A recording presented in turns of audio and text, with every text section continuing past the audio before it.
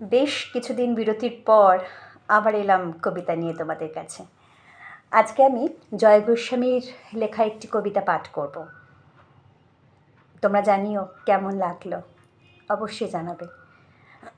কবিতার নাম মেঘ বলতে আপত্তি কী, কবি জয় গোস্বামী।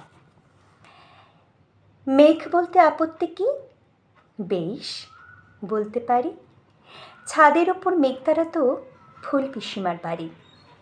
গ্রীষ্ম ছুটি চলছে তখন, তখন মানে কবে?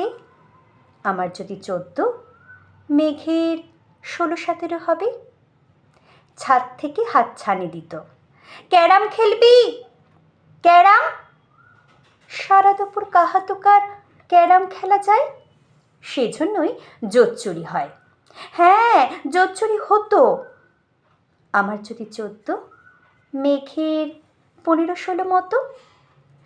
ঘুরিয়ে দিতে জানতো খেলা, শক্ত ঘুটি পেলে জায়গা মতো সরিয়ে নিত আঙুল দিয়ে ঠেলে।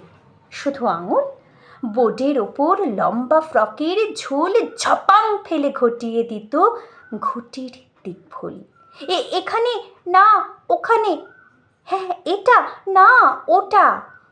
ঝাঁপিয়ে পড়ে ছিনিয়ে নিত ঘুটির বাক্সটা। ঘুটিরও সেই প্রথম মরণ। প্রথম মরা মানে বুঝবে শুধু তারাই যারা ক্যারাম খেলা জানে।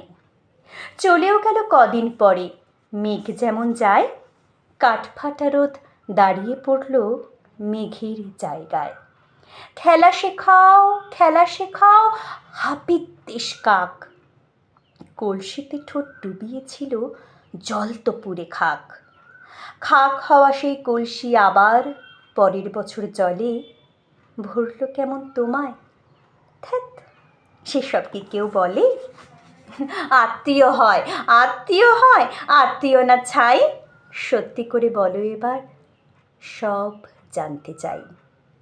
2-3 ক্লাসের বয়স বেশি, গ্রীষ্ম ছুটি হলে ঘুরেও গেছে 2-3 বছর, এই জানি সকলে।